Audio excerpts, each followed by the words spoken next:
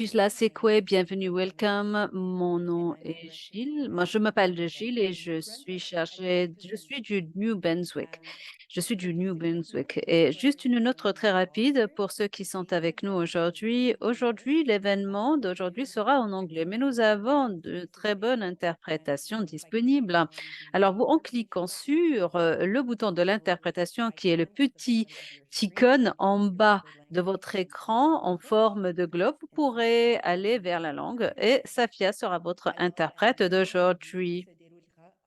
Principalement en anglais, mais des excellents services d'interprétation sont disponibles en cliquant sur le bouton d'interprétation en bas. Alors, c'est un bouton qui ressemble à une petite planète. Alors, au bas de votre écran, en choisissant votre langue préférée entre anglais et français, et vous allez entendre Safia, notre interprète aujourd'hui. I'll give a moment for people to choose their language of their choice.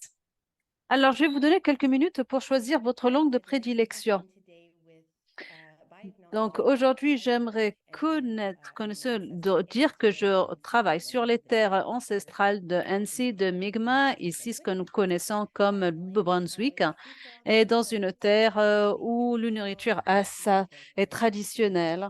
Et c'est le territoire de Mi'kmaq, l'Instock et les nations Mi'kmaq. Et le 17 septembre était la journée de la vérité et de la vérité et également de la réconciliation. Nous avons préparé des documents pour aider les gens dans leur parcours. Cette journée est une journée de l'année, mais on peut créer de l'action, de l'engagement, mais nous pouvons le faire chaque jour de l'année. Donc, nous allons mettre le lien à cette newsletter sur le clavardage si vous voulez avoir accès à une ressource. Et donc, Food for All, ou bien l'aliment pour tous, c'est une organisation. Nous travaillons pour informer et connecter les personnes sur la sécurité pour tous. Pour la sécurité alimentaire qui sortent, nous nous engageons dans ce travail en organisant des webinaires d'information comme celui-ci, en administrant le programme des mentors alimentaires communautaires, en organisant une série de sessions de renforcement des capacités pour développer le leadership alimentaire au niveau Brunswick. On organise des conférences et des événements locaux qui sont en suspens depuis longtemps à cause de la COVID-19. Nous hébergeons également une carte de programme alimentaire et un répertoire de ressources sur notre site Web. Nous envoyons un bulletin bimensuel sur tout ce qui concerne la nourriture et soutenons le développement d'une alimentation complète ainsi que d'actions de politique. Nous sommes très heureux aujourd'hui de vous accueillir à l'épisode numéro 6 de notre What the Food? C'est quoi les alimentations? C'est une série de webinaires qui vise à dessiner, à nous aider à éliminer certaines des nuances du langage de système alimentaire. Il y a tellement de termes de sécurité alimentaire, d'insécurité alimentaire, des ménages, souveraineté alimentaire, nous avons la souveraineté alimentaire, travailleurs de l'alimentation. Qu'est-ce que les aliments est un endroit pour démêler un peu de ce réseau et approfondir notre compréhension ensemble. Donc aujourd'hui, nous parlerons des travailleurs, des migrants au Brunswick et la main-d'œuvre alimentaire derrière ce qui se trouve dans nos assiettes. Je vais inviter Audrey, notre coordinatrice des communications et haute technique pour cet appel, pour passer en revue quelques détails d'entretien avec nous tous. Bonjour à tous. Nous sommes nous sommes habitués, mais on vous demande, en fait, nous sommes habitués, vous restez, on vous demande à ce stade, nous sommes habitués, mais veuillez rester silencieux pour limiter tout bruit de fond pendant la durée de l'entretien. Nous vous invitons à activer votre vidéo si vous êtes à l'aise, car nous aimons voir vos visages. Nous enregistrons cet événement, mais seulement les personnes qui parleront partout, pas tous les participants, à moins que vous ne désactivez le son. Enfin, veuillez utiliser la boîte de discussion pour poser vos questions pendant l'entretien. Nous réservons également environ 15 minutes à la fin de l'événement d'aujourd'hui pour une période de questions-réponses et en répondant ce temps, ou nous, pendant ce temps, vous pourrez poser des questions en utilisant le chat ou vos connecteurs. Merci beaucoup, Audrey. Donc, pour aujourd'hui, je vais vous présenter nos panélistes. Pour aujourd'hui, nous avons des conférenciers d'aujourd'hui qui se joignent à nous de l'organisation Migrant Workers Alliance for Change pour nous parler spécifiquement des travailleurs alimentaires migrants au Nouveau-Brunswick et au Canada. Et donc, le premier intervenant, je vais vous présenter Niger Seragavia. Il travaille au New Brunswick, est un organisateur des travailleurs migrants au New Brunswick. Il est membre d'une organisation de l'Alliance des travailleurs migrants pour le changement du Nouveau-Brunswick, une organisation dirigée par des membres des travailleurs agricoles migrants, des travailleurs de soins, des travailleurs de la pêche et des étudiants qui cherchent à gagner la justice des travailleurs et de l'immigration. L'organisation est membre également du secrétariat pour le réseau des droits des migrants et le réseau des droits des migrants de l'Ontario. Il est né au Salvador. Il est venu au Canada en 2011 après avoir vécu aux États-Unis pendant 12 ans. Il a commencé à travailler avec des migrants sans papier d'Amérique latine. Donc, l'équipe de Saravia cible de l'industrie des produits de la mer du Nouveau-Brunswick et sa dépendance croissante à l'égard de la main-d'œuvre des travailleurs étrangers temporaires, ce qu'on appelle TET. L'industrie représente 1,8 milliard de dollars en exportation juste pour l'année dernière. Les membres de l'Alliance des travailleurs migrants pour le changement ont exigé un programme de régularisation du gouvernement canadien et un statut de résident permanent pour tous les migrants ayant un statut temporaire, y compris les TES. Mais par la suite, nous aurons Sonia Aviles, qui est née dans un camp de réfugiés en Honduras pendant la guerre civile au Salvador dans les années 80, où elle a passé ses premières 4 années. Sa famille est retournée au Salvador en 1987-9, alors qu'il y avait encore un conflit armé. À l'âge de 18 ans, elle a déménagé aux États-Unis, où elle a commencé à organiser des migrants sans papier avec le Comité d'action pour les droits des migrants et à travailler avec les victimes du suivi du travail. Désolée. Donc, puis, elle est arrivée au Canada en 2011 et cette année-là, elle a commencé à faire du bénévolat en tant qu'interprète pour la clinique des travailleurs agricoles migrants, un projet visant à fournir des services de santé aux travailleurs agricoles saisonniers dans les régions du Niagara. En 2014, elle a élaboré un programme d'anglais visant à enseigner aux travailleurs agricoles la langue de travail commune ainsi que leurs droits au Canada. Sonia a coordonné le Centre de soutien AWA, un projet parrainé par les travailleurs unis de l'alimentation et du commerce, TRAC, de 2015 à 2020. Pas seulement de cela, pas seulement. Sonia travaille avec l'Alliance des travailleurs migrants pour le changement depuis 2018. Elle a travaillé en tant que principale organisatrice hispanophone pour les travailleurs de 2018 à 2020. Elle a été reconnue comme l'une des femmes de l'année de l'année de Chatelaine en 2020 pour son travail d'organisation. Pour connaître un peu plus, vous pouvez taper sur le lien que vous avez sur le chat. Depuis 2021, elle est gestionnaire de cas national pour l'Alliance des travailleurs migrants pour le changement. Son rôle est de fournir un soutien en anglais et en espagnol aux travailleurs agricoles et aux étudiants migrants et à de nombreux autres migrants. Elle réside actuellement à Miramichi, au Nouveau-Brunswick. Alors, comme vous pouvez le voir, ils ont beaucoup d'expérience dans ce domaine. Donc, maintenant, nous allons passer dans cette discussion. Je voulais juste m'assurer que notre auditoire sait que Sonia et Niger vont partager certaines histoires et expériences des travailleurs migrants au New Brunswick. Et on aimerait tous que vous sachiez que certains de ce contenu pourront vraiment être difficiles à écouter. Donc, faites attention à vous alors que nous passons par ce processus. Donc, sans plus tarder, nous allons parler. Donc, juste pour commencer, Sonia, est-ce que vous pouvez nous parler un peu de l'histoire des travailleurs, de l'Alliance des travailleurs migrants? Merci beaucoup. Merci pour cette gentille présentation. Merci à vous tous. Merci d'être présents aujourd'hui. Mon nom est Sonia Biles et je travaille actuellement avec les travailleurs temporaires depuis 3 ans. Et je vais vous parler une vue d'ensemble de qui nous sommes, de vous rappeler tous que cette conversation et ce sujet est très intense et très sensible. Nous espérons à couvrir certains des problèmes principaux et vous encourager tous au cours de cette et après à poser des questions, à faire des recherches et à vous éduquer concernant le problème que nous allons discuter aujourd'hui, qui sont cette alliance pour le changement. Nous sommes une organisation caritative qui soutient les migrants à travers le Canada pour avoir droit à des services de base. Donc, en fait, nous soutenons le groupe groupes d'appui des migrants en ligne et même en réalité hors ligne dans les lieux au sein des communautés, des écoles et en présentiel, mais également en ligne, comme je viens de le dire. Nous travaillons comme une unité démocratique. Mais comment faisons-nous ce travail? Alors, tout simplement, nous opérons en fait à travers des lignes vertes en français et en anglais en offrant des migrants, en leur donnant des informations sur le statut quo par rapport à leur carte de séjour, en essayant également pour qu'ils puissent nous parler, on essaie de répondre à leurs questions pour Immigration. l'emploi, l'habitat, le logement, les soins de santé, l'éducation, n'importe où au Canada. Alors que nous collectons également, alors que nous sommes en contact avec d'autres organisations à travers le pays. Juste concernant l'historique de notre alliance des migrants pour le changement, nous avons été établis en 2008 quand les travailleurs des soins de santé, qui étaient connus comme des travailleurs de maison, ont commencé à travailler ou ont commencé à s'organiser pour lutter contre l'un de leurs collègues, Intahada, qui était une travailleuse ou une travailleuse qui n'a pas pu avoir un statut de migrant sur la base d'un handicap parce qu'elle avait un cancer et donc elle n'avait pas de couverture médicale.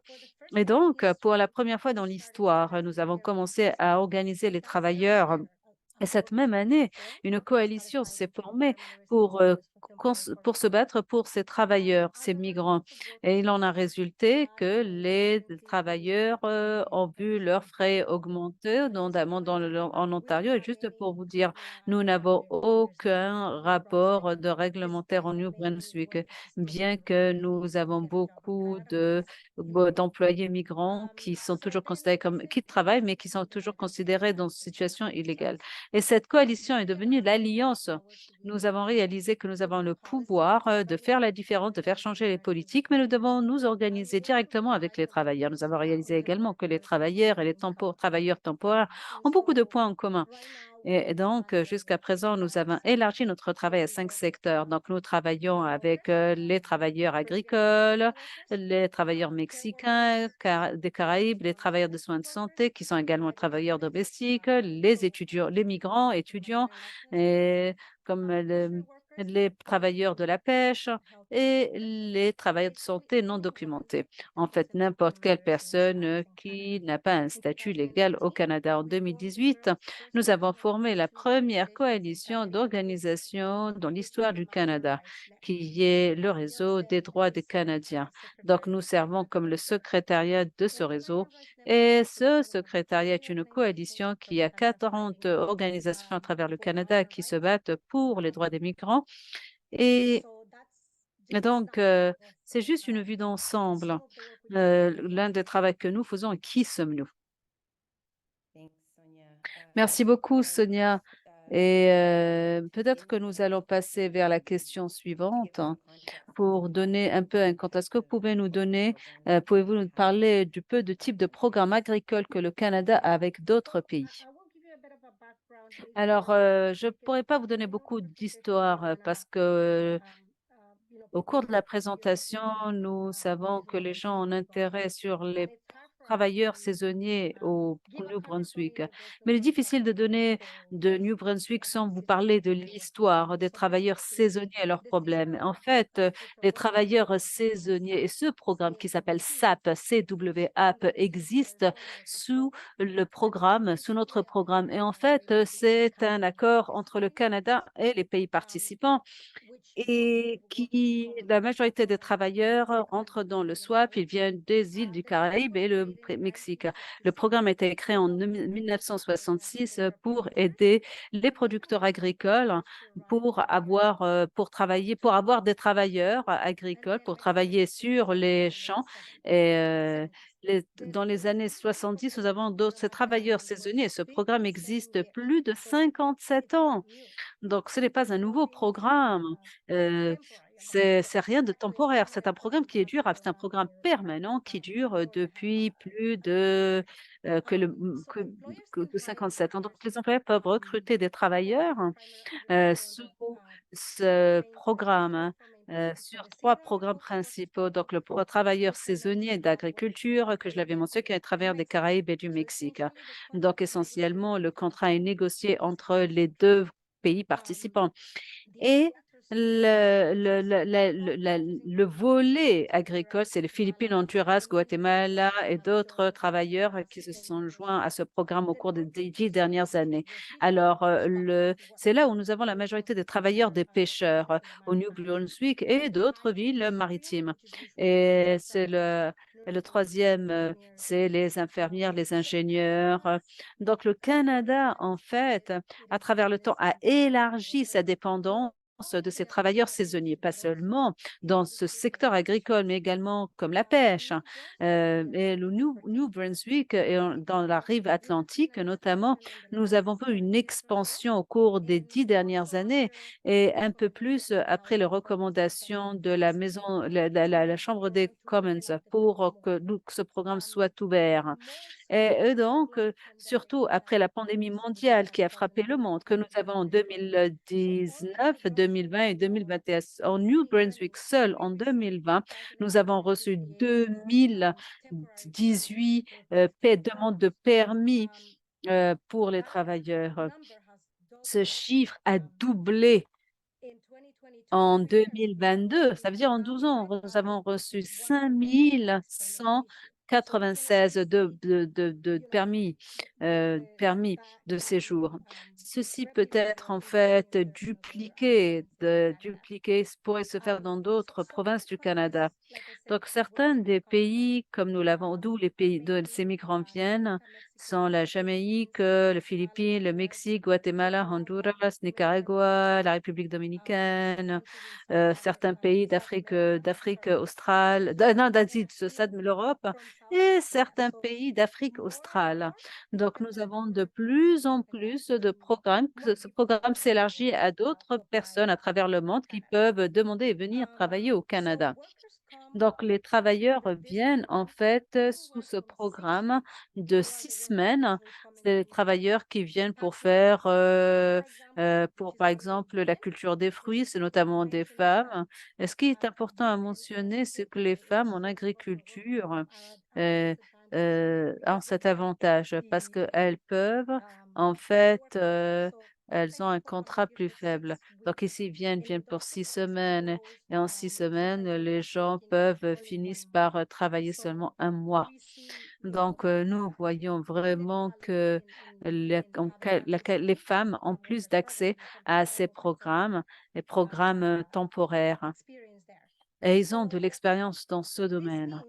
Donc, cela veut dire que les travailleurs qui viennent de contrats de 6 semaines à 2 ans, et ils ne peuvent travailler que pour l'employeur qui est écrit sur leur permis de travail. Donc, imaginez-vous, si vous êtes ou vous travaillez, par exemple, pour une compagnie, vous ne travaillez que pour cette compagnie et vous avez un permis de travail que vous utilisez qu'avec cette compagnie, même si vous avez des abus, des violations, vous ne pouvez pas quitter cette compagnie parce que votre famille dépend de votre revenu. C'est ce qui se passe pour ces travailleurs migrants.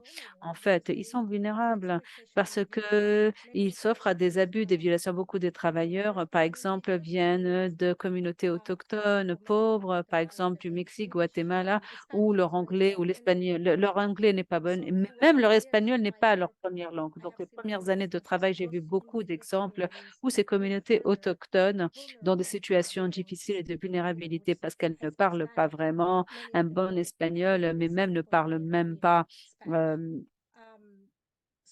ne peuvent même pas lire et écrire.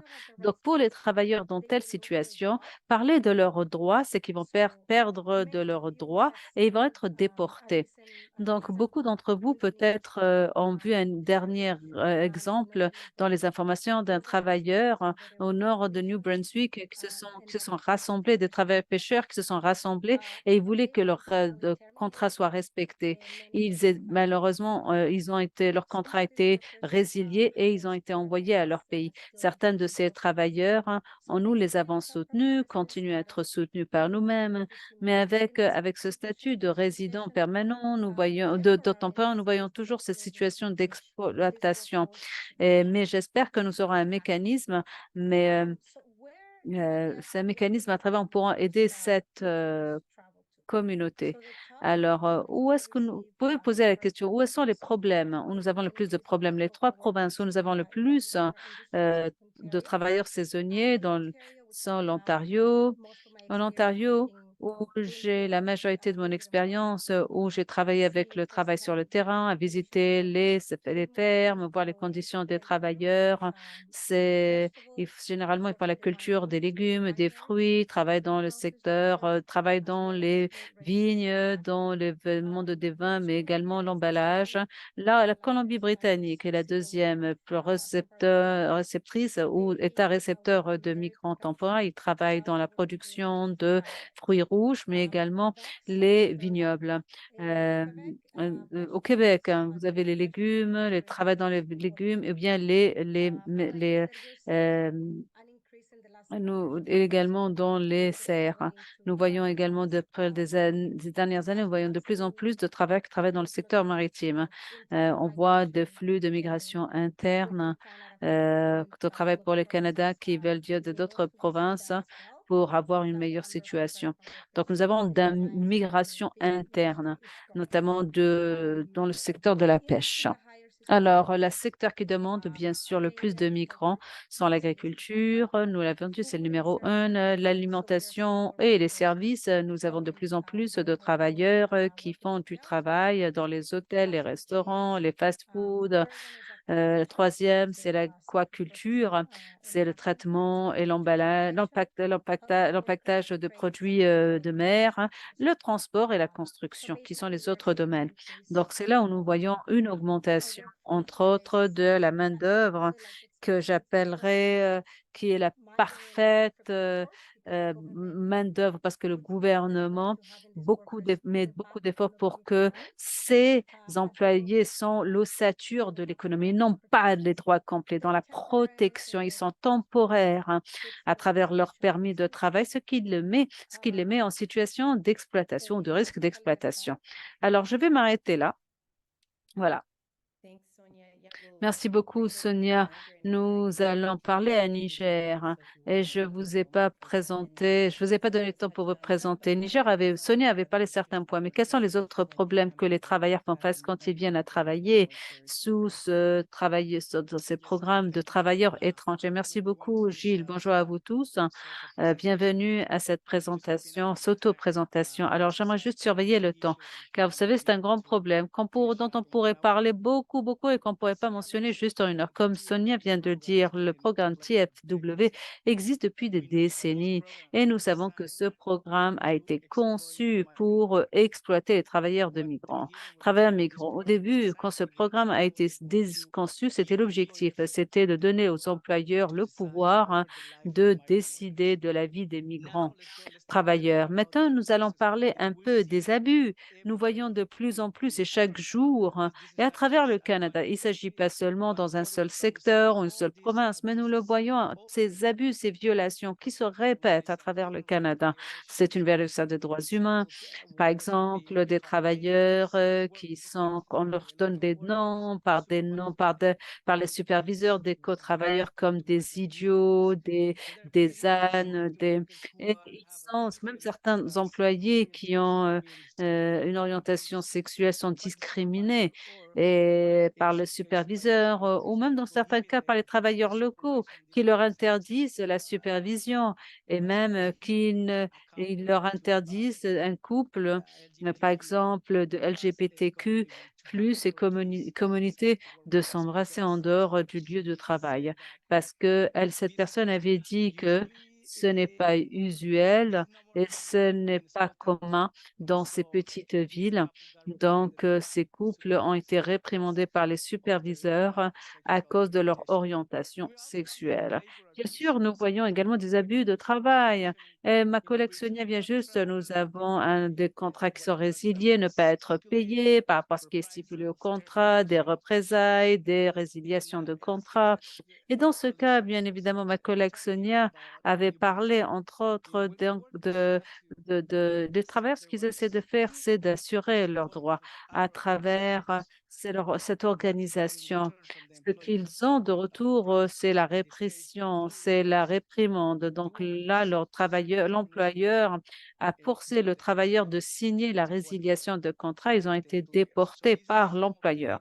Ce sont là certains des abus que nous voyons, un manque d'accès à des revenus dans certains, en violation de contrat, où le travailleur a besoin de situations d'urgence que nous voyons dans l'Atlantique, c'est que la saison va elle va crescendo, enfin, elle vient haut et bas.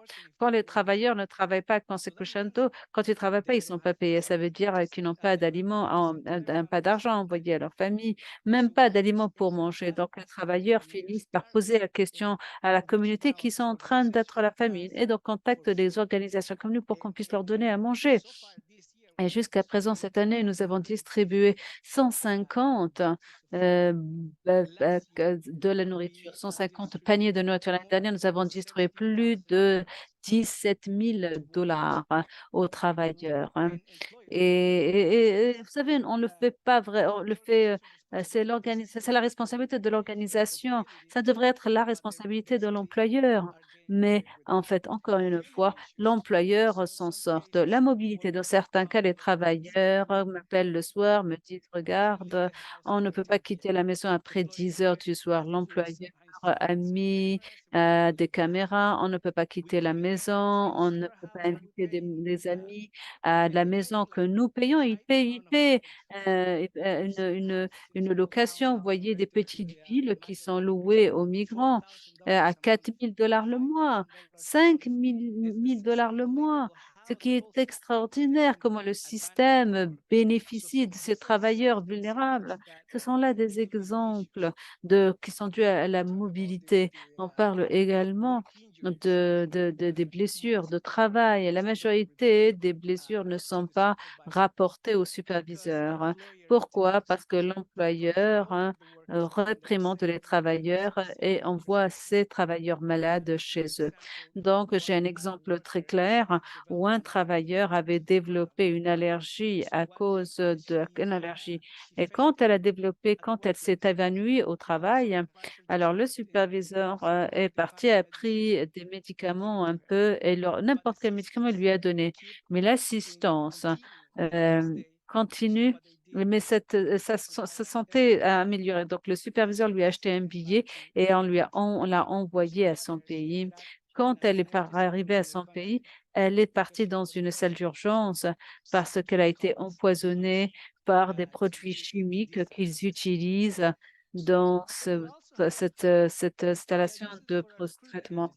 Donc, les abus, nous l'avons. Par exemple, les agences de recrutement prennent beaucoup d'argent de ces migrants en leur disant qu'ils peuvent venir pour avoir une résidence permanente ou bien leur dire que s'ils veulent avoir sécurisé un lieu au travail, alors ils doivent payer. Donc, ce sont là certains des abus que les travailleurs à travers lesquels vivent chaque jour, hein. Et un autre exemple clair que la province profite des travailleurs, c'est que les travailleurs paient le système, dans le système fédéral, dans le système provincial, mais n'obtiennent pas les services qu'ils méritent, hein, ou qui devraient avoir. Ils ne jouissent pas de ces services. Un exemple, quand ils sont malades, s'ils vont à l'hôpital, alors ils n'ont pas de Medicare ou les soins de santé médicaux parce que les provinces ont décidé que les travailleurs qui arrivent dans un programme de moins d'une année n'ont pas le droit de tomber malade pendant cette année. Et ceci est un autre exemple comment le système est établi de l'agence de recrutement qui abuse les travailleurs jusqu'au gouvernement fédéral. Donc, les travailleurs, en fait, doivent être là au moins 2 ans au New Brunswick afin de recevoir les soins de santé requis. Les employeurs donnent une assurance, hein, mais dans certains cas, les travailleurs, quand ils vont à l'hôpital, les factures sont tellement élevées qu'ils paient premium et donc ils n'ont pas l'argent pour payer le premium. Donc, les employés essaient d'éviter d'aller à l'hôpital autant que possible. Premièrement, parce que l'employeur peut réprimander l'employeur. Deuxièmement, parce qu'ils ne veulent pas finir par payer, par une facture élevée à payer. Donc, ce sont là certains des abus que nous voyons, pas seulement dans l'Atlantique, mais à travers tout le territoire canadien. Et on réfléchit également à la COVID-19 et ses effets causaux dans lesquels nous vivons ensemble, euh, où c'est assez difficile. Donc, où on n'attend absolument rien que... C'est terrible de s'attendre à ce que personne ne doit pas. Nigel, on va rester avec vous. Et si vous pouvez nous parler un peu plus de secteur de l'alimentaire, dans l'agriculture et l'aquaculture, et comment, à quel point notre système alimentaire canadien est dépendant et le New Brunswick dépend des travailleurs. Donc, ça veut dire quelle est la comparaison entre le nombre de travailleurs canadiens et le nombre de travailleurs canadiens et les travailleurs migrants qui soutiennent le secteur. Alors, juste en 2022, 1,2 million de travailleurs sont venus au Canada. Ces travailleurs sont divisés entre des étudiants internationaux, travailleurs temporaires et d'autres. Donc, les détenteurs de permis de travail est de 77% en 2022. Donc, au total, il y avait à peu près 750 000 qui avaient le permis qui sont venus, qui sont en effet en 2022. Comme ma collègue Sonia le disait, elle avait expliqué le TFW est divisé en catégories. Donc, le travailleur de l'agriculture, on représente 51% des travailleurs. Les autres travailleurs temporaires représentent 56. Les domestiques sont un peu plus et ainsi de suite. En plus, nous avons 1,5 travailleurs non documentés qui, à certains moments, sont venus dans le programme, mais à cause le système est conçu pour exploiter les travailleurs migrants, ils ne font plus partie de ce programme. Donc, ils rentrent de travailleurs non documentés. En plus, vous devez rajouter à ce chiffre que nous avons en total 1,7 ou plus maintenant de millions de travailleurs migrants.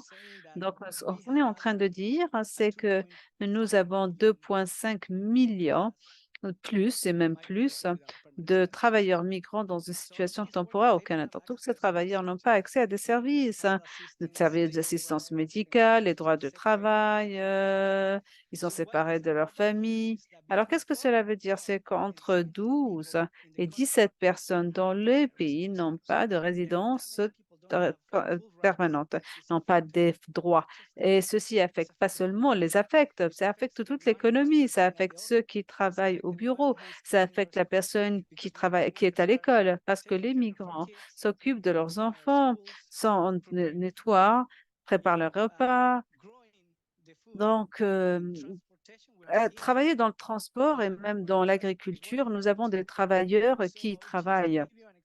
Donc, juste pour vous donner un exemple, l'agriculture du Canada est un grand commerce qui est le cinquième exportateur et leur PIB est plus important. Il représente 10 milliards de dollars. Comme vous avez un programme qui pendant la moitié d'un siècle à tous ces travailleurs qui vivent dans des situations difficiles, qui souffrent d'abus. Vous devez poser la question, est-ce que c'est la société dans laquelle ils veulent vivre pour les années à venir, pour les générations à venir? Alors la réponse est non. C'est là où nous construisons le pouvoir pour nous battre pour que tous ces migrants puissent avoir une résidence permanente pour tous les travailleurs au Canada. Comme ma collègue le dit, c'est que nous voyons en Atlantique, au New Brunswick, c'est que la part augmente. Nous avons de plus en plus de travailleurs qui arrivent et bien sûr, ceci va être la tendance que nous aurons dans 10 ans. Et donc, nous aurons beaucoup de travailleurs migrants qui vont être exploités par les employeurs.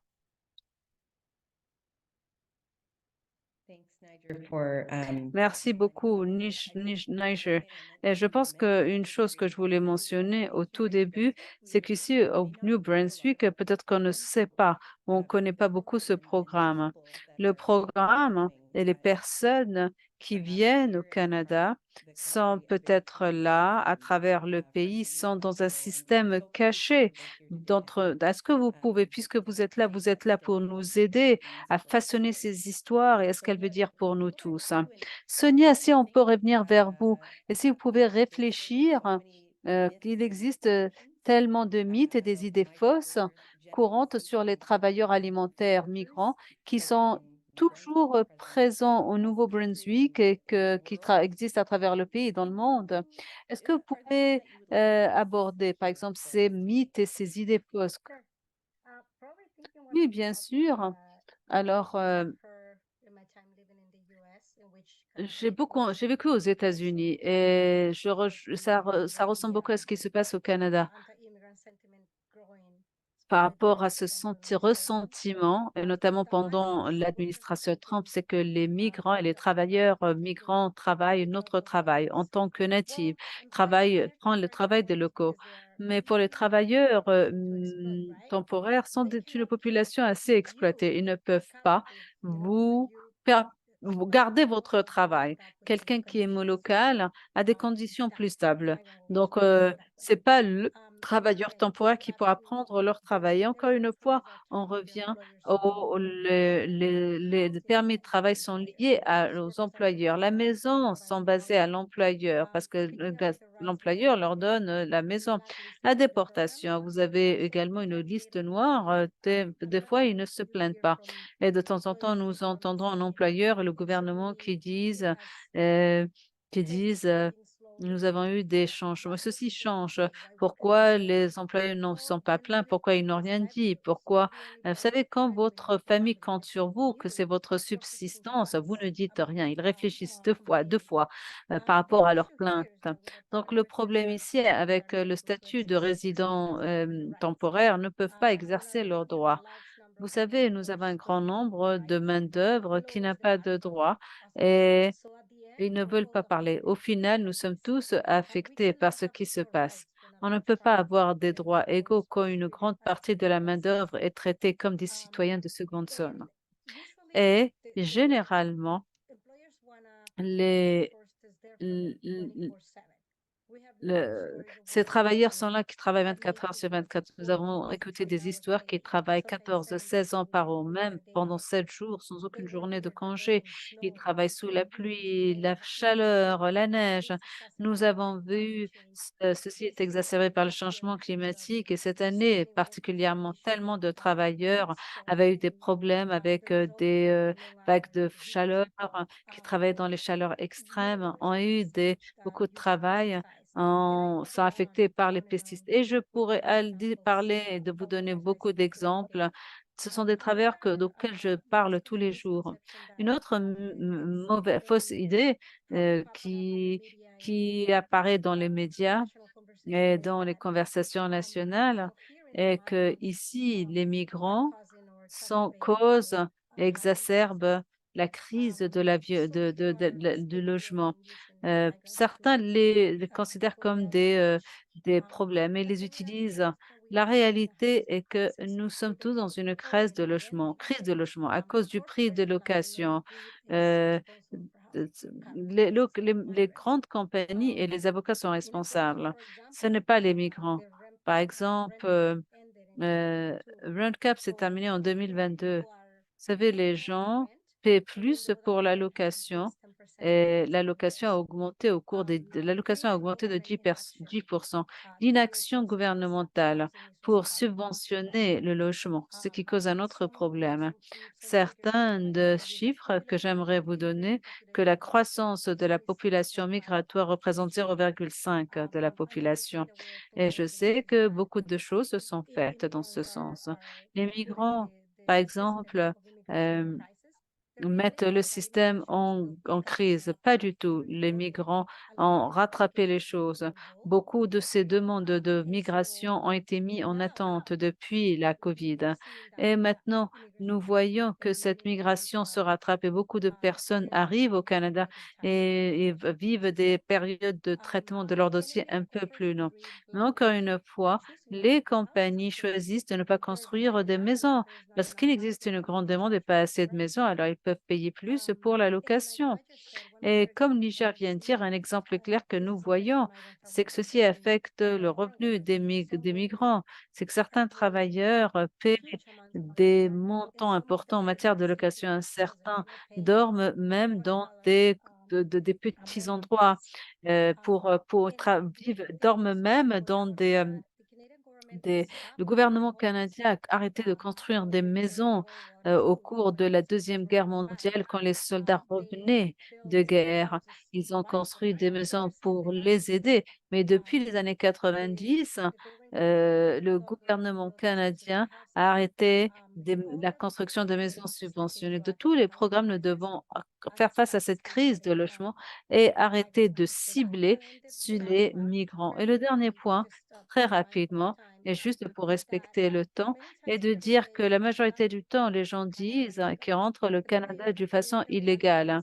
Mais la réalité est que la majorité des personnes qui sont non documentées veulent un permis de travailler. Ils ont l'autorisation de travailler pour des raisons comme la sécurité. Certains revenir chez eux n'est pas une option. Il manque également d'opportunités de résidence pour vivre au Canada, qui représente la majorité des travailleurs qui sont exclus des programmes SWPA. Et quand ils souffrent des abus, alors ces patients se taisent et se taisent, ou ceux qui ne se taisent pas perdent leur statut de migrant. Nous avons également un programme pour les travailleurs migrants vulnérables. Mais en fait, c'est une porte qui s'ouvre et qui se ferme. Alors, ce qui se passe, c'est que nous voyons un contrat qui est renouvelé pour une année, puis nous voyons un travailleur qui est non documenté, ce qui est un problème récurrent qui ne règle pas les problèmes. Sonia, merci beaucoup. Je sais que dans cette salle Zoom, beaucoup se rappellent au début de 2020, comme vous l'avez mentionné, le programme de travailleurs étrangers a été arrêté au New Brunswick. L'appel a été sorti pour que les travailleurs puissent travailler et il n'y avait pas beaucoup de réactions parce que nous comptons sur ces individus hautement qualifiés pour aller vers ces fermes et à aider notre système alimentaire pour nous assurer d'avoir de la nourriture dans nos assiettes. Et peut-être que certains de ces problèmes de logement sont invisibles pour nous tous. Il n'apparaît pas que les travailleurs de migrants font partie du système rationalisé et général et générique. Merci d'avoir couvert certains de ces points. Oh, Sonia, si on peut rester avec vous, vous avez quelque chose que nous avons vu dans le réseau, c'est l'accord de tierce pays et ses effets. Est-ce que vous pouvez nous expliquer les bases? Alors, je vais une idée générale. Alors, pour ceux d'entre vous qui ne le savent pas, l'accord de tierce accord est un accord, en fait, qui est entre le Canada, les États-Unis, où les migrants ou les personnes qui transitionnent, par exemple aux États-Unis, doivent demander un asile dans les pays les plus sûrs et les sécurisés. Ça veut dire que les gens qui vont vers le sud, vers le nord, ce serait les États-Unis. Ce qui se passe quand vous devez suivre les informations, les États-Unis sont rentrés dans beaucoup de crises de migrants qui rentrent le pays. Donc, beaucoup de pays, même s'ils veulent demander l'asile aux États-Unis, ce n'est pas possible, n'est-ce pas? Beaucoup ont été rejetés, beaucoup ont été incarcérés, y compris les enfants et les femmes. Donc, beaucoup de personnes rentrées au Canada et en fait, l'accord de tierce pas pays dit que si vous ne demandez pas un refuge dans le premier pays sécurisé vous trouvez, alors vous devez le faire pour le Canada. Car avant 2023, quand il y a eu un amendement dans cet accord, les gens ont pu entrer à travers les frontières non officielles où les gens dans cette loi internationale avaient le droit et de demander l'asile. Donc, ils rentraient ces frontières non officielles et nous avons entendu que les personnes ont été dans les chutes des Niagara et les États-Unis et le Canada ont renégocié l'accord et ont dit qu'à partir du mois de mars 2023, les gens ne peuvent plus le faire, à moins que vraiment ayant des exemptions ou et qui sont par exemple une résidence permanente pour le Canada, que c'est un enfant mineur, son parent, et les gens également qui ont d'autres documents, y compris un document de travail. Donc, c'est une vue générale, ce qu'on veut dire par là. Mais nous avons vu également depuis la renégociation du contrat, les migrants euh, prennent des voies dangereuses pour aller au Canada. Quelques semaines après le contrat a été renégocié, Un groupe de personnes sont noyées dans les frontières, y compris un enfant mineur. Donc, il s'agit en fait, c'est dévastateur, plus de morts. Nous essayons, ce sont des gens qui essaient d'essayer de fuir pour trouver une meilleure vie pour leur famille, mais finissent par mourir. Ceci est extrêmement difficile à digérer et à prendre, mais il est très important qu'on soit au courant de tout cela. Est-ce que vous pouvez nous parler, Sonia? Nous avons quelques minutes. Est-ce que vous pouvez nous donner quelques informations, comment ceci a impacté les centres de détention? Je ne sais pas beaucoup d'entre nous ce qui s'y passe. OK, en fait, juste pour discuter de ce point, les centres de détention des migrants au Canada, juste pour vous donner une petite idée, au Canada avait l'habitude de ce qu'on appelle une détention indéfinie que et le Canada a été condamné internationalement. Ça veut dire qu'il n'y avait aucune durée à laquelle pour laquelle le migrant a été gardé en détention avant d'être déporté. Il y a 10 ans de cela, de une centre de détention, des personnes de détention sont entrées en grève de la faim pour quitter le Canada et le gouvernement a dû réviser, sa détention indéfinie et ils ont effectué ce changement à travers des directives pour le CBSA et afin de s'assurer qu'ils suivent les directives pour que les gens puissent partir pas définir la détention. Donc le Canada maintenant n'a plus la période qu'elle avait avant pour garder les gens en prison pendant nous avons eu des cas de personnes qui avaient des enfants en détention, qui étaient non en détention et ils sont restés tellement longtemps, ces 2 ans par rapport à 15 ans, c'est comme c'était par rapport au passé. Et dans une autre chose que nous voyons également, et comment les choses se développent, c'est historiquement, le Canada a toujours utilisé les prisons pour de tenir ces détentions. Et l'Alberta a annulé ce contrat avec le gouvernement canadien. Ce qu'il en a résulté, c'est que ces personnes détenues ils ont été transportés. Maintenant, nous avons beaucoup de confusion bien que ces détenus sont en prison, ils ont toujours, hein, détenus légalement par l'État d'Alberta ou la province d'Alberta. Nous avons quelques défis qui sont rencontrés par ces personnes, c'est que nous avons 3 prisons où ces détenus sont détenus. C'est en Ontario, Québec et la Colombie-Britannique. Ça, nous avons les centres de détention de migrants. Et en fait, ça fonctionne comme les travailleurs de santé. Alors, ils sont publics, mais ils sont privés. Vous avez des sécurités publiques, sécurité privée, l'alimentation est fournie par une compagnie semi-privée. Et oui, c'est l'information que j'ai. Pour juste gagner du temps, j'aimerais pas trop m'attarder dessus.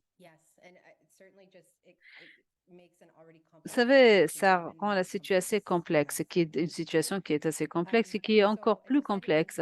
Comme vous l'avez dit, pour gagner un peu de temps, Niger, on va vous donner la parole. Nous savons que récemment, vous avez pris part à une audition et on aimerait connaître les recommandations que vous avez mises en lumière pour le changement des politiques et les réformes légales. Oui, l'une des recommandations que nous avons demandées pour les sénateurs qui m'ont écouté et qui ont écouté les travailleurs, ils disent que nous avons besoin d'un statut. Donc, ce sont l'une des recommandations. Le Premier ministre, en 2021, au mois de décembre, avait promis une session pour les travailleurs non documentés. Donc, ce que nous demandons, c'est une étape, une session de réglementation où les travailleurs non documentés, sans aucune exclusion, avec leur famille, puissent demander un programme de résidence permanente. On demande également que tous les travailleurs non documentés puissent passer par ce processus et puissent avoir un statut de travailleur. D'accord, je vais m'arrêter là parce que puisque nous avons identifié tous les problèmes avec le programme, les travailleurs migrants ont des solutions et ils disent, nous avons besoin d'un statut pour nous tous parce que en tant que résident permanent, on pourra ne plus quitter les employeurs abusifs. On peut faire valoir nos droits de travail. Nous pouvons utiliser le système de santé auquel nous payons déjà ou nous adhérons. Donc, avec cet appel, les travailleurs migrants s'organisent à travers le Canada. Ils demandent et exigent au Premier ministre de respecter sa promesse. Et juste en parlant un peu par rapport à l'organisation qui est impliquée dans cette campagne, comme ma collègue le disait, nous avons un réseau qui est une des plus grandes coalitions au Canada, est une coalition qui travaille. Nous travaillons ensemble afin de respecter, de mettre de la pression pour que le Premier ministre respecte ses promesses. Il avait dit que chaque personne dans le pays qui habite dans le pays sans aucun statut permanent doit être réglementé. Ça veut dire les travailleurs à faible revenu, les travailleurs temporaires, les travailleurs non documentés et ceux qui rentrent au Canada avant ou ceux qui sont là sans aucun document ou sans aucun statut. Nous sommes en campagne. Nous avons le ministre Schaffel avait pas les auditions sont en suspens. Nous continuons à faire des campagnes. Les travailleurs continuent à avoir des campagnes et continuent à dire que est assez assez. Il est temps pour nous d'avoir des droits, d'avoir ce que la société canadienne nous offre. Ce sont tous les services, tous les bénéfices et d'avoir nos droits, le droit du lieu de travail. Donc, on appelle à ce que tout le monde puisse agir. Vous tous ici présents, on vous demande de vous joindre à un groupe local de migrants. Quand vous voyez des migrants, allez leur parler, reconnaissez leur existence, allez vers leur MP et demandez-leur, les parlementaires, et demandez-leur de vous aider. Prenez part à des activités pour avoir un sens ce que les migrants, la vie des migrants et ce qu'ils vivent chaque jour. Merci beaucoup au Niger.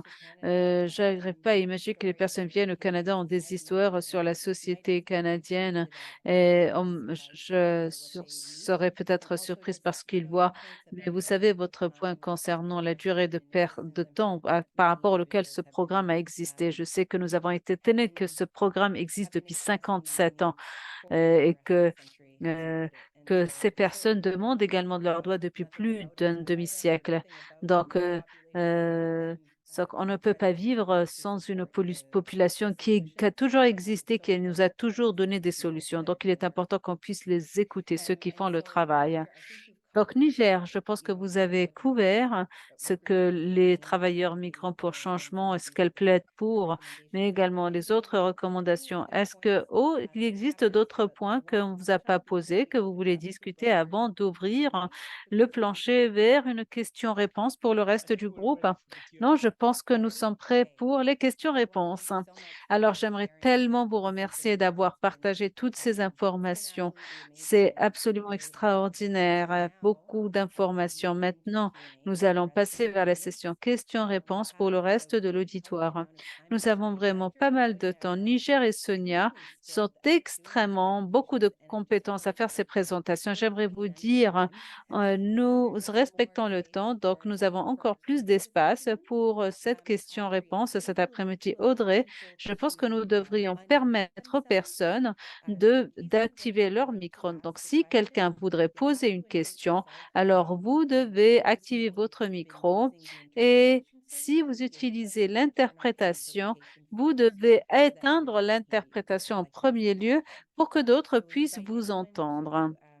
Donc, j'invite toute personne à activer le micro et prendre la parole. Vous pouvez aussi utiliser le clavardage pour poser des questions et à partir de là, on essaiera d'y répondre. Qui voudrait être le premier à poser une question?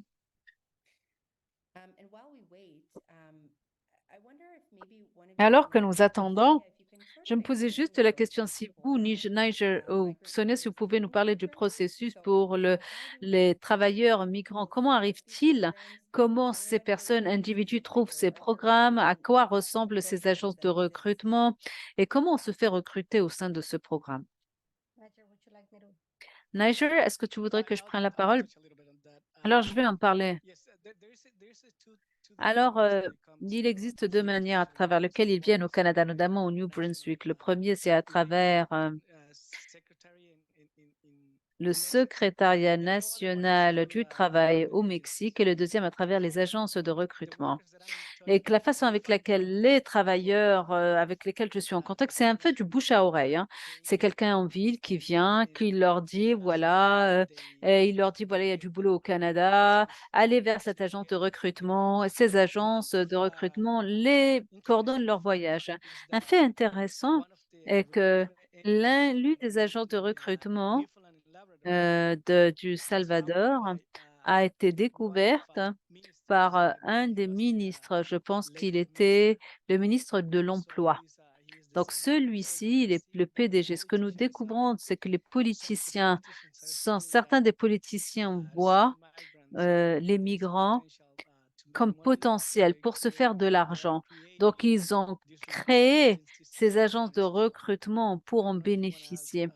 Donc je ne sais pas si Sonia, vous voulez rajouter autre chose, hein. Sonia.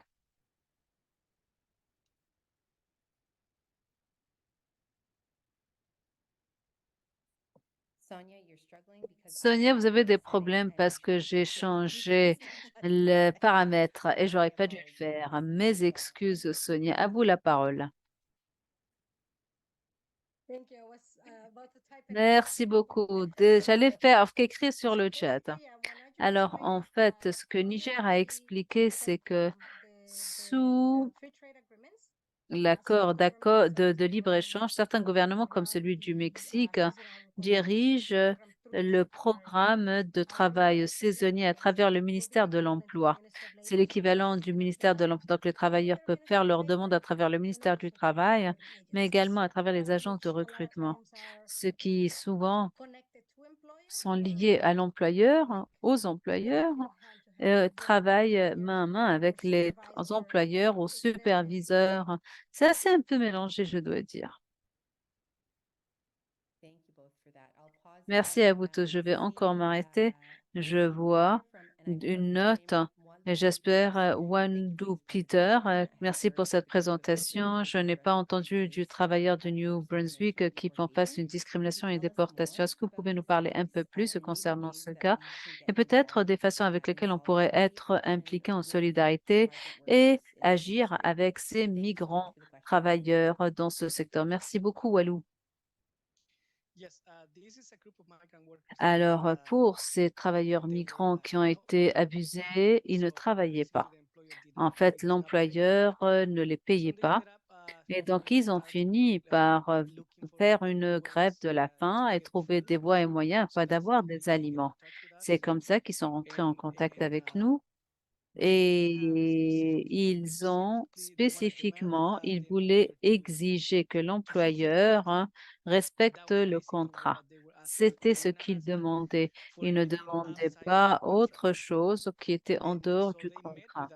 Et donc, on s'est rencontrés, on leur a conseillé, on leur a donné des informations et comment aller de l'avant. Mais l'employeur a su qu'ils nous ont rencontrés. Donc, le jour d'après, il a forcé les 25 travailleurs, hein, à signer une lettre de démission. Il les a menacés que s'ils démissionnaient pas, alors, signaient pas, il n'allait pas payer les billets pour qu'ils reviennent chez eux. Et donc, les travailleurs, donc, ont dit qu'ils avaient peur, ils ne savaient pas quoi faire. Et donc, il les a menacés de les déporter, de les envoyer qui le veulent ou pas, et de ne pas revenir.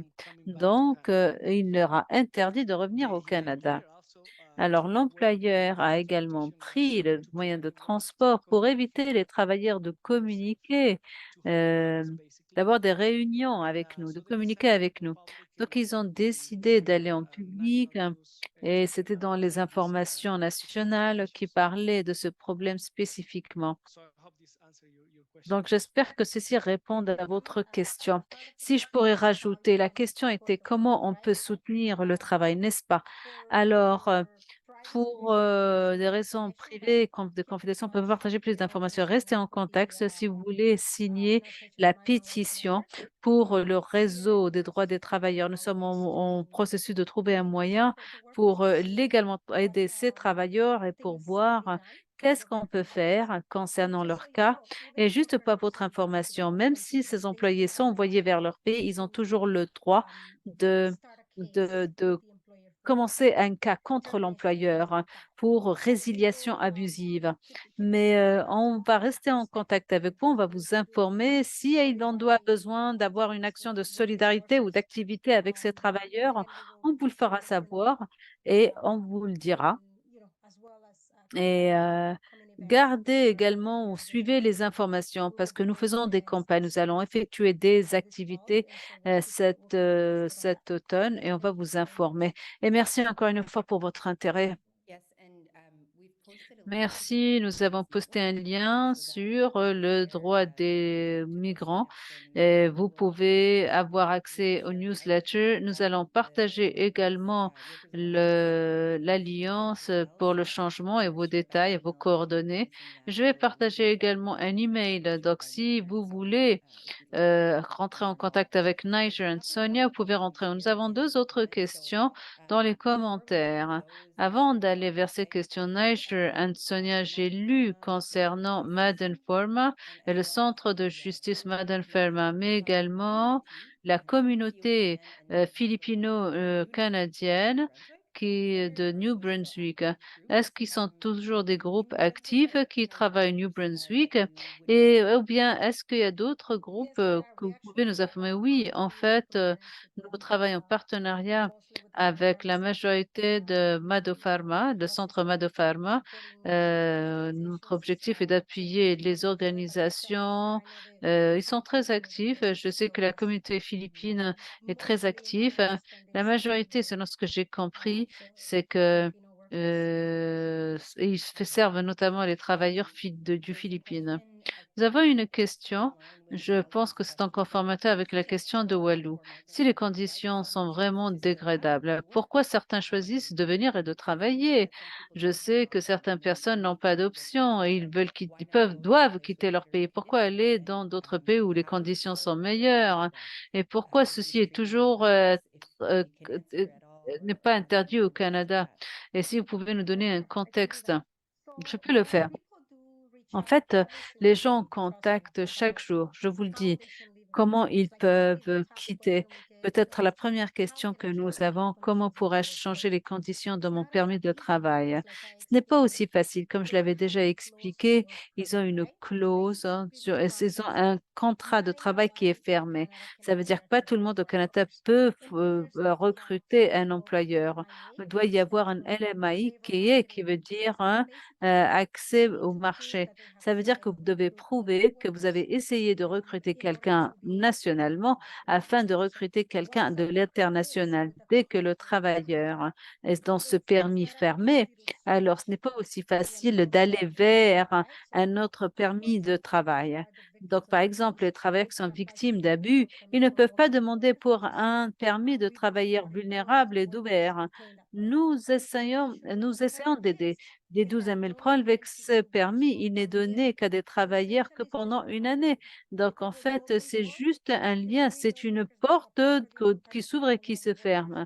Elle vous permet de vivre juste pendant une année. Mais dès que vous prouvez qu'il y a des abus, après une année, ils finissent par la même situation. Ils doivent trouver un employeur qui a un AMIA, de les employer, de leur donner un permis fermé. Donc, beaucoup d'employés nous disent, avec des abus documentés. Dès que vous leur dites hein, de ce quoi, alors même s'ils font face à des abus, alors ils ne remplissent pas une plainte. Une autre chose, c'est que ces travailleurs viennent des pays en voie de développement et quand vous comparez ce qu'ils gagnent par rapport à leur pays, ils gagnent nettement plus et beaucoup d'entre eux préfèrent rester au sein du pays et travailler de façon non documentée pour répondre aux besoins de leur famille. Bien que les conditions dans lesquelles vivent sont vraiment mauvaises, ils perdent leur statut. Ils doivent toujours subvenir aux besoins de leur famille. Donc, dans le système juridique, il n'existe pas beaucoup d'options pour ces familles. Et ce qui se passe, c'est que la majorité, c'est que ces gens rentrent un peu dans les parois du système et on essaie un peu de corriger les choses, mais nous avons un cas sur un demi-million. Et notre estimation est que les gens qui sont non documentés, à peu près 1,5 million, peut-être même plus, je dirais. Mais j'espère que ceci répond à votre question. Vous pouvez poser d'autres questions si ma réponse n'est pas claire. Non, c'est vraiment le défi avec les travailleurs non documentés, c'est qu'ils n'ont pas de documents. Donc, avoir une estimation, nous voyons souvent que les estimations ne sont nettement plus élevées que ce que nous pensons par rapport à la vérité. Nous avons une question sur le clavardage. Est-ce que vous avez observé une tendance par rapport aux travailleurs étrangers, par rapport au système de la santé, alors que nous voyons que le système de santé au New Brunswick est en chute et que nous avons eu des événements très sérieux dans les centres de santé pour ceux qui ont pu accéder les services hospitaliers, y compris les individus qui sont morts dans la salle d'urgence. Est-ce que vous avez des tendances qui portent sur les travailleurs étrangers dans notre secteur de santé? Naïcha, est-ce que vous voulez que j'intervienne? OK. Alors, en fait, oui, nous l'avons et comme vous devez le savoir, l'accès aux soins de santé est très limité pour les travailleurs de santé, comme Niger vient de l'expliquer. La majorité des travailleurs qui sont dans la province n'ont pas le droit au médical, ça veut dire les soins de santé de base. Les travailleurs doivent travailler pendant 4 ans afin d'avoir le Medicare. Donc, beaucoup de ces travailleurs avec lesquels nous travaillons du secteur de la pêche ne travaillent que des contrats de mois. En fait, ils ne sont pas éligibles. Ce qui se passe, c'est que l'employeur paie une assurance privée, qui est la majorité du cas. Les travailleurs, on ne donne même pas cette assurance et cette carte d'assurance médicale. Ça veut dire que si l'employeur demande ou ne donne pas cette assurance, beaucoup de travailleurs n'ont pas accès de façon directe quand ils arrivent. Donc, nous avons été contactés par des employés qui avaient besoin de cette assistance médicale, mais ne veulent pas y aller parce qu'ils doivent payer pour les soins de santé. Et si, est-ce que vous pouvez imaginer si le système baisse pour nous qui avons le Medicare, à quel point, quelle serait la situation pour les travailleurs qui sont dans des situations vulnérables? Nous avons eu un cas d'un couple qui travaillait, qui avait un enfant qui est né au Canada et le service du New Brunswick n'a pas permis d'avoir une carte de santé au bébé. Ce bébé est resté 18 mois sans carte de soins parce que les parents n'étaient pas de résidents, donc l'enfant n'avait pas le droit. C'est faux, c'est inacceptable parce que beaucoup de travailleurs et beaucoup de travailleurs n'ont pas d'informations adéquates. Donc, nous avons vu ces exemples hein, et de plus, ceci nous affecte un peu plus mm, avec un système de santé inadéquat.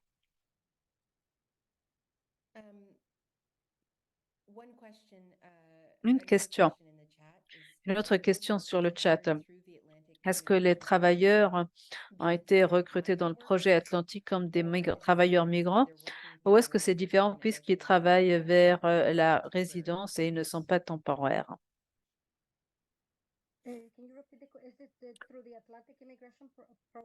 Est-ce que vous pouvez répéter la question? Est-ce que- Techniquement, pour nous, notre préoccupation pour les migrants, tous ceux qui ont un statut de migrant permanent, s'ils entrent, ils sont en transition pour devenir nommés et d'être acceptés en permanent, ils restent toujours migrants temporaires. Mais dès qu'ils en sont permanents, ils auront un statut de permanent. si ceci a du sens. Mais ils sont temporaires alors qu'ils attendent. Comme vous devez le savoir, hein, s'ils n'ont pas reçu la confirmation, alors ils n'ont pas le statut de permanent complet. Merci beaucoup, Sonia. Et cette question s'est posée. Est-ce que vous pouvez nous parler un peu plus? Quels sont les secteurs au New Brunswick qui ramènent le plus de travailleurs migrants temporaires et où se trouvent-ils dans la province? Donc, je suppose à travers la frontière. Mais est-ce que vous pouvez nous parler un peu plus de ce point? Niger, est-ce que vous pouvez expliquer ce point? Alors, ce que nous voyons, c'est que plus de 50% viennent dans le secteur de la mer ou de l'aquaculture, dans l'Atlantique, des travailleurs agricoles, et puis on va vers le transport, tourisme, hôtel et autres. Mais la plus grande portion serait dans, dans la pêche, le secteur de la pêche. Si j'ai le chiffre juste, parce que le chiffre de travailleurs migrants de New Brunswick était moins par rapport à ce que vous avez mentionné, c'est qu'il y a à peu près 5 000 et qui a augmenté. Alors, ce sont des permis donnés aux ces permis, pas seulement ceux de la pêche. À travers de pêche, nous avons une estimation de 2 500 et 3 000. Ça, c'est l'estimation. Seulement pour le secteur de la pêche, les 5 000 que j'avais, c'est les permis publiés pour tous les travailleurs, pour tout le monde, pas seulement le secteur de la pêche. Merci pour la clarification. J'ai vu l'une des histoires que j'ai lues sur le journal portait sur le problème pour les travailleurs d'exprimer leurs besoins pour appuyer sur l'alarme pour dire qu'il y a un problème, je souffre d'abus. Et un de vos collègues au New Brunswick, un groupe WhatsApp. Ça date un peu, hein, mais comment les travailleurs rentrent en contact avec vous? Parce que je pourrais pas imaginer qu'il y a tellement d'obstacles, surtout si vous êtes un employeur, vous êtes propriétaire, vous avez une heure précise où ils ne peuvent pas sortir. Alors, l'une des manières avec laquelle les travailleurs rentrent en contact avec nous, c'est, disons, un travailleur vient travailler en Ontario et il rentre en contact avec une association. Et ils ont le numéro de téléphone à travers cet organisateur et ou bien de bouche à oreille. Le travailleur, quand que nous contacte, on les aide. Ils partagent nos coordonnées avec d'autres. Une autre manière, c'est que nous organisons des activités. Nous allons et travaillons, nous allons au contact de ces travailleurs, de cette main-d'œuvre, près de leur travail. C'est comme ça qu'ils viennent vers nous. Et nous le voyons, par exemple, j'ai des travailleurs, elle était là cette saison, mais puisque la saison était vraiment pas bonne, elle voulait pas faire face à tous ces abus. Donc, elle a fini par revenir à son pays et maintenant, elle va aller vers une autre province. Donc, elle va partager mon numéro de téléphone et mes coordonnées avec dans d'autres provinces. Et j'espère, hein, dans ces provinces, ça va pas être différent car nous savons que le problème dans l'Atlantique, c'est les secteurs en soi. C'est pas, il s'agit d'un seul employeur qui est une seule ville. Il s'agit de toute la région de l'Atlantique. Ouais, comme vous avez dit, c'est pas une situation, elle est dupliquée et redupliquée à travers tout ce que vous voyez. Nous avons également une excellente question de Adrienne Prudhoe. Vous avez mentionné le changement climatique un peu plus.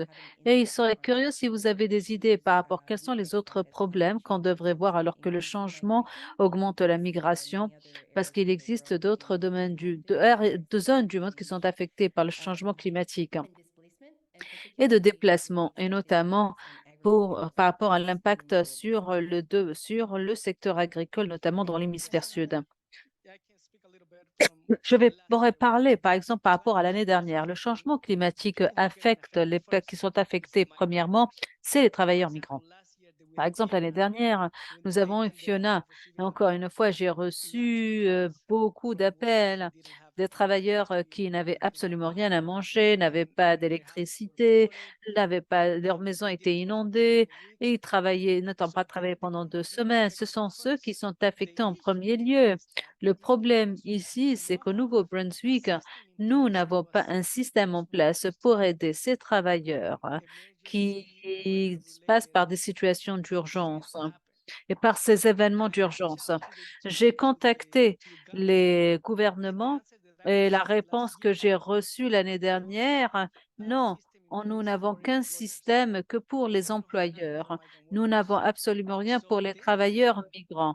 Ce sont eux qui sont affectés en premier lieu, mais ce sont ceux qui sont négligés par le gouvernement fédéral et par le gouvernement provincial. Donc, je dirais que la première ligne, quand on parle de changement climatique, c'est ça. Alors, Sonia, j'aimerais parler du par contexte mondial, car une autre question a été posée dans ce sens. Nous avons, c'est sûr, vu le changement climatique et l'impact du changement climatique. Et certains de ces travailleurs viennent des Caraïbes et notamment de la Jamaïque qui n'ont pas pu travailler dans l'agriculture comme ils le faisaient auparavant. Et ceci les pousse en fait à trouver d'autres voies et moyens pour se faire de l'argent pour aider les familles et leurs familles. Et dans d'autres pays comme le Mexique, dans d'autres pays dans l'hémisphère sud, je pense fermement que le changement climatique aura un impact important sur la migration. Ce n'est que le haut de l'iceberg, malheureusement, ce que nous voyons. Et dans beaucoup de ces communautés dépendent de l'agriculture, hein, et notamment sur les côtes où nous avons des ouragans. Et vous voyez déjà beaucoup notamment en Jamaïque, en Honduras, nous avons un groupe de travailleurs qui se sont partis de Porto Contes, qui est un port euh, qui, euh, toute la ville a été inondée. Donc certains de ces travailleurs travaillaient déjà au Canada et faisaient face à des problèmes. Et encore une fois, ils devaient continuer à travailler ici. Ils ne pouvaient pas revenir et certains prévoyaient en fait de construire des maisons et ils voulaient revenir à la femme et les enfants. Mais l'ouragan a tout détruit. Donc, ils devaient continuer à travailler afin de reconstruire leur maison. Je pense qu'il existe une grande relation entre le changement climatique et comment celui-ci affecte mondialement, affecte en interne, et comment avec les feux de forêt, les incendies de forêt, nous voyons même des cas d'agricultrices féminines qui ont été déplacées de leur lieu de travail et qui passent par des problèmes actuellement. Donc, nous allons voir ceci mondialement et comme je l'ai dit, malheureusement, nous allons voir plus d'effets du changement climatique et de façon interne au Canada. Je pense que les travailleurs sont agricoles, les temporaires font partie de la solution parce que ces travailleurs ont vraiment beaucoup d'expérience et ce sont beaucoup de travail très dur et ils ont beaucoup de connaissances qui peuvent être utilisées pour transformer les systèmes d'une manière et la façon avec laquelle nous faisons de l'agriculture, car beaucoup d'agriculture est faite au Canada à grande échelle, a un impact important sur les émissions à effet de serre. Et donc, ils ont beaucoup d'assistance et pour en faire partie de la conversation sur le changement climatique et comment renverser la situation, peut-être pas renverser, mais pour réduire les changements et les effets du changement climatique que nous faisons face dans la région de l'Atlantique. Nous savons, nous devons nous adapter au changement climatique et nous espérons vraiment, je l'espère, qu'on pourra vraiment atténuer ces impacts pour aider à réduire cette vitesse. Au moment où vous parlez, je réfléchis aux personnes qui travaillent chez eux, en fait, ou bien avec où leur famille se trouve. Est-ce qu'il y avait une catastrophe ou le temps extrême comme ceci pourrait être de ne pas avoir même une chance de rentrer en contact ou de connaître si leurs familles sont en bonne santé. Ce qui se passe par le site quand on réfléchit, en fait, à ces espaces qui sont invivables. Est-ce qu'on pourra aborder le problème qu'un membre de la famille est ici au Canada? Qu'est-ce que cela veut dire de garder la famille ensemble, qu'on peut aller de l'avant en réfléchissant à tout cela? Merci toutes ces données. Je ne sais pas s'il y a d'autres choses que vous voulez rajouter. J'ai une autre question et juste une clarification parce que Niger, vous avez parlé de la distribution d'aliments et de paniers de nourriture et de l'argent à ces migrants. Je ne sais pas si c'était quand vous avez dit 150 et 170 000, 1 700 de dollars. J'aimerais juste si vous pouvez clarifier et nous expliquer un peu plus qu'est-ce qui sous-tend votre travail, qui collecte les aliments, qu'est-ce qui collecte ces paniers et comment les gens peuvent y accéder, car c'est une entreprise assez importante en plus du travail que vous faites actuellement, qui dirige ces efforts. Alors l'année dernière, nous avons 17 000 juste dans un seul lieu de travail. Et ceci a été distribué dans carte de cadeaux. Euh, ça a été offert par une autre organisation. Nous avons coordonné juste cet effort. Et c'était juste un lieu de travail. Le problème ici, c'est que nous n'avons pas un système en place pour aider les travailleurs migrants. Nous, l'organisation, nous avons fini par faire par la majorité du travail. Jusqu'à présent, cette année, nous avons donné plus de 150 dollars et nous devons encore continuer le travail jusqu'à la fin de la saison. Ceci est un accord avec une autre organisation qui, à travers laquelle nous avons reçu les paniers de l'alimentation. Nous avons mis en place un système pour les travailleurs migrants, car nous savons que maintenant beaucoup de personnes à travers le Canada comptent sur ces banques des aliments alimentaires. Quand on contacte les banques alimentaires l'année dernière, ils n'avaient pas la capacité. Ils n'avaient pas les aliments non plus. La même chose s'est passée cette année. Donc, dans ce sens, nous sommes une organisation de premièrement, nous allons entreprendre ce travail parce que pas seul- pas- p- les, il ne vient pas seulement d'un seul domaine, mais il est important qu'il vienne des différentes endroits. Nous devons les aider. Donc, c'est beaucoup de travail, mais encore une fois, nous devons le faire parce que nous sommes au service de ces communautés. C'est un besoin et souvent, avant que les systèmes ne soient en place, cet effort sont repris par les communautés qui sont préoccupées afin de s'assurer que les gens obtiennent ce qu'ils veulent. Mais ce n'est pas suffisant pour répondre à ces besoins. Alors, je me posais juste la question s'il y avait d'autres questions du groupe. Nous arrivons à la fin de cet événement, mais nous avons quelques minutes. Donc, si vous avez des questions que vous avez, n'hésitez pas à, mm, à- à- à prendre la parole. Pour notre équipe, je n'ai raté aucune question. Alors, s'il vous plaît, assurez-vous que que j'ai posé toutes les questions, que nous avons raté nous n'avons pas raté une quelconque question. Autant pour moi. Je pense que la seule chose, c'est que quelqu'un où se trouvent les migrants, les travailleurs migrants. Merci beaucoup, Sonia. Alors, j'aimerais vous en parler. Oui, si vous me...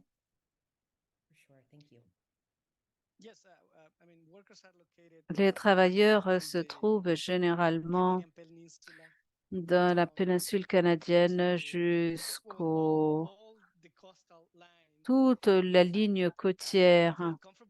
Je ne suis pas à l'aise à vous donner vraiment le lieu exact, mais je dirais que nous couvrons la majorité des, des usines de traitement dans la péninsule canadienne jusqu'à Saint John.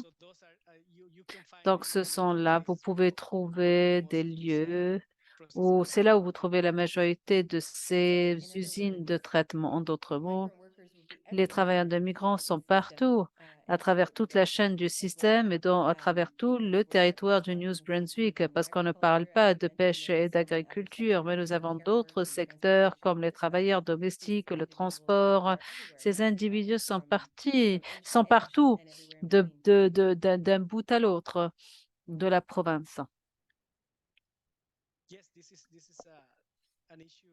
Oui, c'est un problème que nous avons de New Brunswick, de Colombie-Britannique jusqu'à Nouvelle-Écosse. Chaque jour, nous recevons des appels de travailleurs migrants qui sont désespérés. On peut tout éviter, que le gouvernement qui leur donne le paiement leur permettre d'avoir une résidence, un statut à tous les migrants et tous les travailleurs non documentés. Et nous, on parle des problèmes du programme, mais également nous parlons des solutions. Et donc, il ne s'agit pas que nous cherchons une solution. Dans les années à venir, les travailleurs ont déjà identifié les solutions. Donc, c'est simple, donner un statut à tous les travailleurs migrants et on n'aura plus à faire face à tous ces problèmes qui affectent nous tous, qui nous affectent, petites communautés. Et donc, ça serait en fait la solution. Très bien. Merci beaucoup, Niger, pour ce rappel que ces travailleurs ont exprimé leurs besoins depuis très longtemps. Je suis convaincue que beaucoup de cette partie n'ont pas changé. Nous avons des solutions, comme vous avez recommandé les personnes qui font le travail. euh, il existe une autre question. Je pense que nous pouvons juste répondre à une question en 1 minute. Donc, merci beaucoup pour cette discussion fort informative. Nous avons beaucoup de gratitude, de reconnaissance. Geneviève serait contente si le Sénat est de donner des réponses par rapport aux recommandations proposées. Je crois qu'ils sont toujours en processus d'écrire un rapport.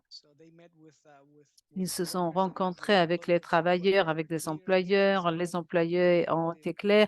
Ils ont expliqué leur point de vue et ils ont même donné des solutions. Maintenant, nous devons attendre si le Sénat va prendre les recommandations de l'employeur ou bien des recommandations des employés. Et Niger, existe-t-il un chronographe? Je sais que souvent ces choses durent un peu long, ne sont pas très opaques, sont assez opaques. Est-ce que vous avez un chronographe pour la publication d'une recommandation? Ou peut-être, alors je dirais l'année prochaine, hein. Mais encore une fois, c'est un peu opaque. Nous n'avons pas un chronographe assez clair. Donc c'est un jeu de devinettes. OK. Très bien. Merci beaucoup à vous deux, Niger et Sonia, pour avoir partagé tellement d'informations avec nous et pour tout l'auditoire qui sont avec alors que nous avons passé en revue la planification. Nous sommes tellement impressionnés et un peu désolés quand vous a donné une tâche tellement importante. C'est un sujet tellement important et un point d'entrée pour les nouvelles personnes qui arrivent au New Brunswick. Alors, j'aimerais exprimer ma gratitude à vous tous d'avoir pris le temps de vous présenter à ce sujet, de nous présenter ce sujet. J'aimerais vous remercier à nos partenaires de financement, ce que le département de New Brunswick pour la santé, mais également à l'équipe l'Aliment pour tous pour leur organisation constante et pour notre interprète Safia pour son service d'interprétation aujourd'hui. Et bien sûr, hein, à tous nos membres de l'auditoire de l'être présents avec nous. On va va partager le lien pour le sondage qui va nous permettre de planifier les prochains euh, webinaires. Nous allons également envoyer dans les prochaines semaines avec l'enregistrement que nous allons mettre sur notre chaîne YouTube, le sondage et bien sûr les ressources que Sonia et Niger avaient partagées avec nous. Donc, tout le monde est bienvenu. Vous pouvez toujours nous contacter à alimentpourtous.ca. Vous pouvez toujours connaître notre organisation à travers le lien que nous partageons sur le clavardage. Et ceci ne couvre pas tout. C'est une introduction car ce n'est que le début du travail. Donc, j'aimerais vous remercier tous pour votre présence. Je vous souhaite une excellente fin de journée. Nous allons faire un suivi par email dans la semaine à venir. Merci beaucoup pour votre présence. Merci de nous avoir invités. Merci beaucoup, Sonia. Merci beaucoup. C'est tout ce que je peux dire. Si en espagnol. De nada ou de rien, si vous me le permettez. OK, très bien. Merci à vous tous. Je vous souhaite une excellente journée.